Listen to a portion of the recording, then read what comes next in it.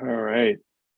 I believe we're live on Livestream. So, well, thank you everyone for joining. Yeah, so 1 minute past, we'll just go ahead and get started. Hopefully you can see my screen share. If you can't, just let me know either on chat or even on Livestream comments. Yeah, so welcome to the first community call of the new year, 2022. Hopefully, if you took some time off, hopefully you had some time to wind down and relax. And hopefully 2022 is off to a good start. I mean, I'm expecting somewhat of a light call because I mean, since a lot of people were out, we're not going to have the typical amount of updates that we usually do, but I think that's okay. So before we go through the agenda topics, quick reminder on the community code of conduct. If you're interested in the full text, you can go find the code of conduct markdown file in the Cube.js repo. But let me know if you have any questions on the code of conduct. But just want to make sure we have a welcoming environment like we always do. So in terms of agenda topics, we have one community news item regarding the workshop next week. So I just want to give a quick reminder on that. And then we also have a user story from Gadsme, which was published a week before Christmas, I believe, like right before Christmas. And unfortunately, Luke from Gadsme, he wasn't able to join the call today. So I'll go through the user story on his behalf. So hopefully I'll do some justice. And then Ryan, he's not on the call yet, but he'll provide us with an update. Oh, it looks like Ryan just joined us. He'll give us an update on the Q1 roadmap. We talked about the 2022 roadmap during last month's call, but we narrowed down the items for in terms of what we want to focus on Q1. And I mean, I listed Q&A at the end, but I mean, anytime you have any questions, either on Zoom or live stream, please feel free to vocalize your questions or type them in chat, either on YouTube or Zoom. We'll be happy to pause and address your questions. So in terms of like a one community news item I wanted to cover was exactly a week from today at 9 a.m. Pacific time, we'll have our third in a series of our hands-on workshop, this time focused on data modeling. I was just checking the registration number a few minutes ago. I think we surpassed like 100 as of this morning, which we're excited about. Like hopefully we'll see more people register within in the next week or so. If you haven't done it yet, I mean, obviously, like with all of our hands-on workshops so far, it's there's no cost to the workshop, but you do have to register for the event. There are only a few questions during the registrations. I mean, there are a couple of questions at the end that asks about your challenges with data modeling in Cube and specific topics you want to see covered. And I mean, thanks for those who answered those questions. They have been very helpful. I just met with Ryan and Igor yesterday to prep for the workshop, and those questions are very helpful in terms of guiding what kind of topics that we want to cover. So if you can answer those questions, that'll be very helpful. I mean, obviously, there's no guarantee that we're going to be able to answer all the questions, but we'll get to as many of those as we can. I mean, during the workshop. So yeah, go to the data modeling events page on the URL there and register. And then we'll probably have additional instructions as we get closer in terms of, because we'll have like a one or two hands-on exercise that we're going to do that Ryan and Igor are going to lead us through, and then there'll be some setup instructions or pointers to reference materials that we want people to look at. So those will go out before the workshop next week. So I mean, definitely looking forward to it, and we hope to see you during the workshop next week. So that's a workshop, and let me quickly jump into the next topic, which is, sorry, I skipped a slide, but it wasn't an important one, it's just an agenda slide. So I mean, Luke Valvillier, I mean, he's a community member who's been very active in the past few months. And I think he was on the community call in November to talk about his contribution with GraphQL. So he was, and him and his team were, I mean, generous enough to contribute their like use case and user story. And it got published, like I said, like a week before Christmas. I just want to quickly go over that. There's a link there that link to the user story itself. It was published on the 14th. And we quickly, I mean, Gadsme, I didn't know the meaning of the company at the time, but basically they serve like mobile or in-game advertising. So you see the word ads in the word game, embedded in the word game. So that explains the name. And if you go to their website, I mean, you'll see their technology in action. You'll see a sort of a sample of a game, and you see ads that are embedded in the gaming software. So it's pretty cool. You should go definitely check that out and see their technology or their product in action.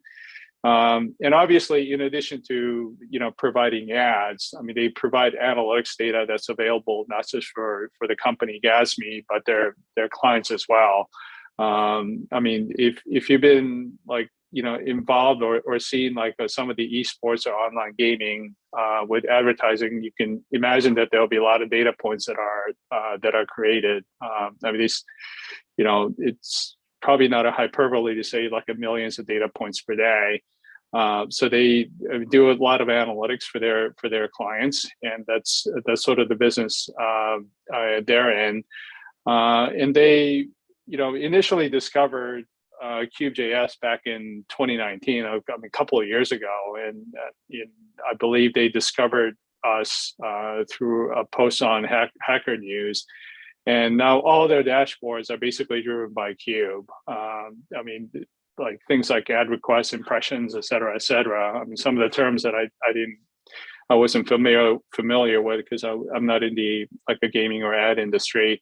But they've been using us for a couple of years, and interestingly, they've actually used like pre-aggregations from day one. I've seen in a lot of cases, like people are using, they'll use Cube.js and pre-aggregation comes a little later, but I think they were pretty aggressive in terms of, using pre-aggregations since the early days. Let me jump to the next slide. And then they also started using Cube Store, shortly after it was available in middle of like last year. And unfortunately, they didn't capture the like a performance data, like a before and after in terms of like before Cube Store and after Cube Store. But what Luke mentioned was that the difference in performance improvement was definitely noticeable, which obviously we're very excited to hear. And I believe before like Cube Store, they're using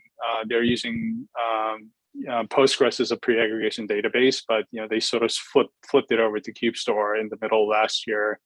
And you'll see the architectural diagram here. They're using React front end. They have BigQuery database, and they're heavy users of Kubernetes.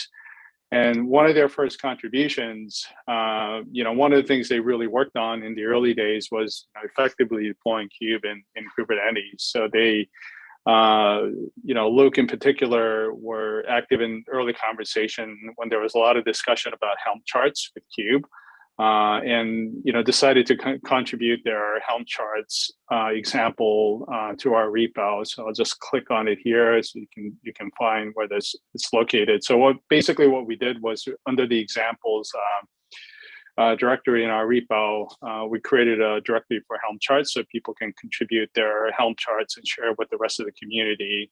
So if you go through it here, you'll see like the README file, directions on how to set it up, et cetera, et cetera. So, I mean, really, thank Luke and his team for, contributing this, and hopefully people will find this useful as well.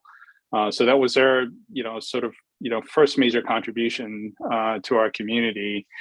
And the other contribution that came a few months, I mean, maybe it was like a month or two later, was there was also discussion and in the community, for pretty much about a year about GraphQL. And Luke's team, made a contribution for GraphQL endpoint based on the work they've done internally to use GraphQL and Cube.js. So you can see I'm clicking on the pull request here to add like a GraphQL endpoint. I mean, he's documented it in detail pretty well, including the issue that was originally open to add GraphQL query support. So, I mean, this was like a pretty amazing contribution. I mean, this is what I obviously love about open source. The contributions range from quick fixes to something substantial that really drove. That was a foundation for the GraphQL API announcement that we made. I think actually the same week that this user story came out. So if you haven't seen the blog post from RTM like a week before the holidays, we introduced or announced a GraphQL API, and gave obviously credit to Luke, who sort of was a catalyst for getting this feature into Cube. So if you haven't seen this in detail, I've encourage you to go take a look at the blog post. And if you look through the blog post, you can see where, I mean, GraphQL dovetails nicely with the SQL API release we done, I think the month or two prior to the GraphQL API release. I mean, providing analytics to more tools and more clients. And like I said, I mean, GraphQL discussions have been happening for, I mean, as long as, I remember, like since I joined the company, and we're excited that it's finally came through. And if you look through the blog posts, I mean, there's a section on getting started, and all the way down at the end, there's also a link to a tutorial, like a step-by-step guide that you can follow and try out. So if you want to get started with GraphQL API from scratch. So there's another blog post that was published by admin last month. So I encourage you to follow that. So, I mean, going back to sort of, I'm jumping back and forth between different pages, but we're excited to see another, use case of Cube.js in a different industry, in mobile gaming industry. I mean, that's obviously pretty popular right now, especially a lot of gamers, and definitely was great to highlight key contributions that the Gadsme team has made, both in terms of Helm charts and GraphQL API. So hopefully I did justice for Luke. I mean, unfortunately he was double booked today, so he couldn't attend the call. But Luke's also very active on our community Slack if you have any questions on the user story or their use cases and the way they set up their working with Cube in their industry. I mean, feel free to post questions on the general channel, and in case Luke doesn't see it, I'll be happy to ping him on your behalf. So I want to pause here real quick and make sure there aren't any questions. Let me look through the YouTube live stream and Zoom. It doesn't look like there are any.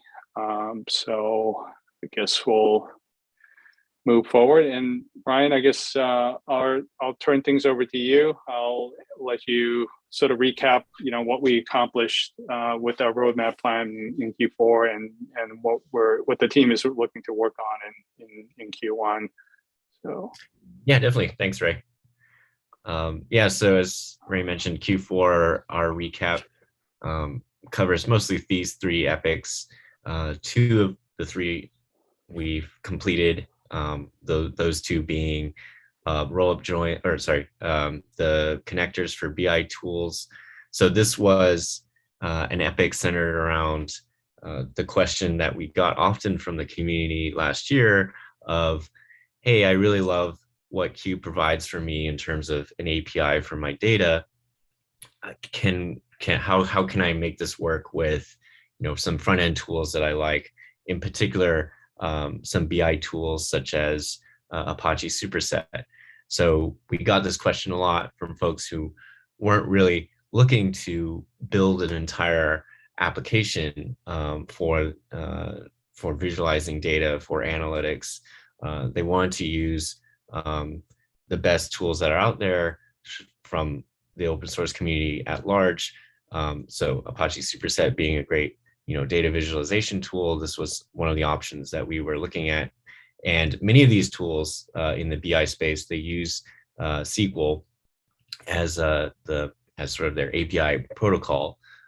So that was what inspired building the SQL API for Cube, so that now we can integrate these various BI tools, which basically speak SQL. So we did the first iteration of this this past quarter, and we're able to also release an integration with the Apache Superset.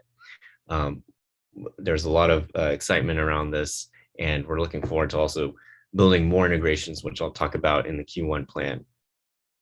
The other thing we also delivered was this first iteration of being able to support streaming data sources. So there was a feature which we released to enable ingesting data into Cube Store. So basically being able to pre-aggregate data from Kafka using KSQL. We don't have documentation yet on how to use this. This is kind of like a first iteration of just to see how it would work. But in the future, I think we'll also start to see more integrations in this space, so that those of you who are interested in using streaming data sources, not just Kafka, let's say Flink or others, Cube Store, we've at least been able to prove that we can handle this use case as well. One thing we didn't manage to complete, but we at least did the foundational work for, was roll-up joins in pre-aggregations. So this was to solve the problem primarily around being able to pre-aggregate data from multiple data source types, such as, if you have some Snowflake data warehouse, a Snowflake data warehouse, and you also have some data that you want to join from MongoDB or Postgres database. These are the kinds of use cases we saw pop up here and there, and we wanted to enable this feature to enable pre-aggregating data from those multiple data sources, so that you can treat that kind of as one data source and unify it through Cube. So the foundational work for that is done, but this will continue into Q1, which, as you'll see on the next slide, we have these 3 epics that I think highlight the top things that we'd like to deliver in Q1. So the roll-up joins that I just mentioned is there. So we hope to finish that. And then continuing on that work that I also talked about with connectors for BI tools. Thank you to everyone who provided your input on which BI tools you'd like to see connectors for next. We decided that Metabase and Tableau seemed like the 2 most popular ones that we should, in addition to Superset, which we released last quarter. These were ones that were asked for quite often, so we decided to prioritize working on the connectors for these. There will be others as well, probably released in maybe within this quarter as well, but those 2 we're working on right now. So more connectors for BI tools, as well as an integration for dbt. So we also saw a lot of people asking about being able to use being able to ingest data from dbt, using dbt as their source of truth for their schema in Cube. So we are also going to prioritize working on this one for this quarter. So I'm really excited about that, because there's a lot of users of dbt out there, and I think being able to add compatibility with Cube will make it all that more attractive to those of you who are doing that. So yeah, that's a high level of the top things that we have prioritized for Q1. There's other smaller things as well too, but hopefully that I think this is all very exciting stuff to see for this quarter. Yeah, it looks like we have a question, Ryan, on Zoom on mode and ThoughtSpot. Not sure if you heard that feedback before. But Yeah, I believe we heard some ask for those as well too. But thank you for bringing that up. I think we'll add that to our lists of asks as well if that's something that people want. But yeah, please continue to raise these in Slack or on our GitHub project. Any either upvote any asks or issues that are out there already, or just tell us what you'd like to see as well. yeah, I mean, I think the easiest way, like on that epic that we just opened, if you want to sort of, voice your opinion there on both of those, I mean, that would be helpful. So. Cool. Thanks, Alessandro. Any other questions? Yeah, I mean, in case you missed the call from last month, I mean, Ryan sort of walked through, I mean, I think there were like 7 or 8 areas that we wanted to focus on, particularly in the first half of the year. And feel free to take a look at those. And we sort of narrowed like a pick 3 from that list to focus on in Q1, along with obviously other areas that we're going to work on. But yeah, any feedback you had from, in terms of what we want to accomplish in 2022, there, it'll be much appreciated. Looks like we have another question on Zoom. Are there any plans to improve SQL APIs to support joins across different cubes? Yeah, I guess I've heard some issues around this as well. If you have any specific thoughts on how we could improve that, please let me know or raise an issue in the Git project. Yeah, I guess, yeah, it's hard to know more specifically what we could do there without a little more detail. But yeah, I mean, we are working on the SQL API and making that more robust, I guess, overall. And that's part of the work for adding these connectors. Yeah, if there's any more detail you could provide, we're happy to discuss it. Yeah, I mean, Alessandro, I mean, like if you feel comfortable doing it, like on the call, it looks like we're going to end the call like pretty soon. So we have plenty of time left until like a 45-minute pass. Like if you want to, I mean, feel free to like, share your use case either verbally or continue to do that in the chat. And we're happy to discuss them to get more background on what you're looking for.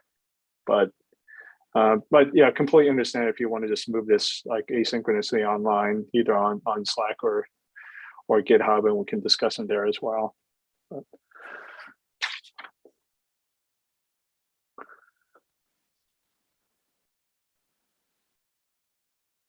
Cool.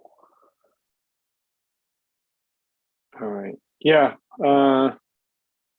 Yeah. It looks like Alessandro has to drop off, but he'll write something in Slack. So we'll make sure that we don't miss that. If we do, I mean, feel free to DM me or Ryan so that to make sure that we see your ideas on SQL APIs. So. Cool. Yeah, I mean, like I noted earlier when we started, we hadn't planned on. I mean, because a lot of people are off for a few weeks around the holidays, we didn't have a whole lot of like new updates to share or product demos. But those will, I assume, resume next month. And another reminder on the workshop next week. If you haven't registered yet, please do so. And yeah, hopefully next month we'll have another user story that we can share. Where there's one that we're working on that's sort of pretty close to the finish line. Like hopefully we'll complete them in the next few weeks, and have that available for the call next month. So I'm doing a last check on questions on Zoom and YouTube. It doesn't seem like we have any. Cool. I mean, thanks everyone for joining the call today. I mean, first call of the year. And like I said, hopefully everyone have a happy 2022. And we'll see you hopefully next week at the workshop. And thanks, Ryan, for the presentation. Yeah, thank you, Ray. Happy Well, New Year, thanks. everyone. Yeah, bye.